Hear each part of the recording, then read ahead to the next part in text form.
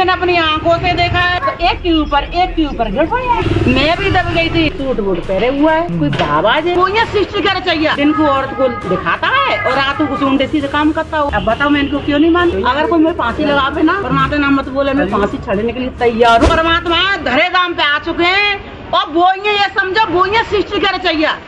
अगर उनकी एक उंगली हो जाए ना, ये पूरी सृष्टि नष्ट हो जाएगी।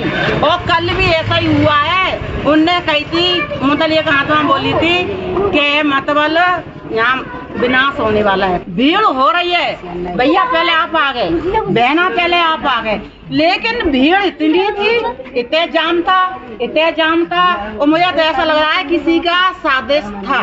ऐसा कभी नहीं हुआ है, ये पहली बार हुआ है। गिरते थे पर ऐसे कभी नहीं मरते थे। परमात्मा निकल के चले गए और पीछे फिर इधर नीचा सड़क ऊंची थी, इतने जाम।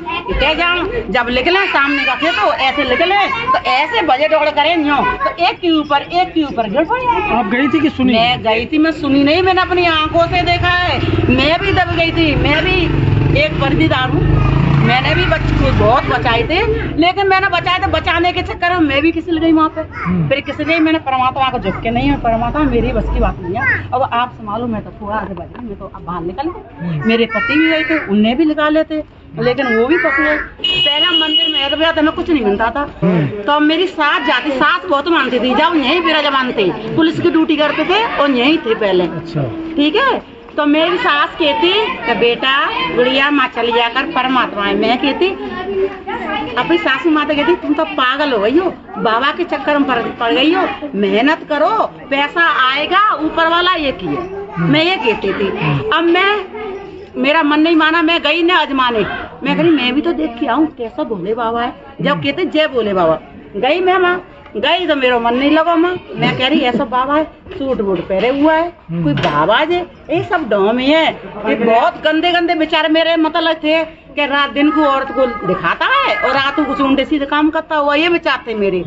1 घंटा रही, 1 घंटा में वापस आ गई। मैं कह रही जब जानू तू मुझे अपने दर पर बुला ले। इनके पास गए, मैं गरीब बाबा मेरा पति दारू पे तो 5 बेटी हैं, कैसे गुजारा हुआ मेरा।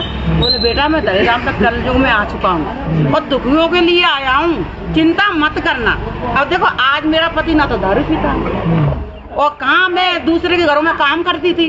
आज मैं जो समझो मेरे राम के राज इनके आने जाने से आज मेरी बच्ची BSc पढ़ी हुई है, B.Ed करी हुई है, 2 इनकी कृपा से मकान बन गए, अच्छे खाते मेरा घर चल रहा है। अब बताओ इनको हम क्यों नहीं माने। और देखो और चमका, देखो मेरी अपन नस की नस फट गई थी। सब डॉक्टर ने कही कि ये नहीं बची, जहर फैलेगा पूरी बॉडी में। मैं डरती नहीं हूँ। परमात्मा के बारे में कोई कहे ना कि तुझे फांसी लग जाएगी मत बोले तो भी मैं बोलूंगी इनके लिए, क्योंकि इनने मुझे सब कुछ दिया है। मेरी जिंदगी इनने ही बचाई है, क्योंकि पूरी बॉडी में जहर था और इनने ही मेरी जिंदगी खाती में हुआ था। मेरा दलीप ने उन्हें कही अजीब इंसान देखा है। बाबा ने कही कि जब भी तुम भोले बाबा की पूजा करते हो, भोले बाबा ने तुम्हारी पत्नी की जिंदगी दी। पूरी बॉडी में जहर, जिसकी नाक फट जाए कोई बच सकता है और मैं बच गई। अब बताओ मैं इनको क्यों नहीं मानू। परमात्मा का कोई कसूर नहीं, ये तो आपसे भी। तुम्हें यहाँ पे सब जने कह रहे हैं और तुम भाया दौड़ी करो, ये गिर जाए, इसको उठाने के चक्कर में दूसरा ही बच के आ जाए। तो उनका कसूर नहीं, कोई परमात्मा कोई कसूर नहीं परमात्मा का।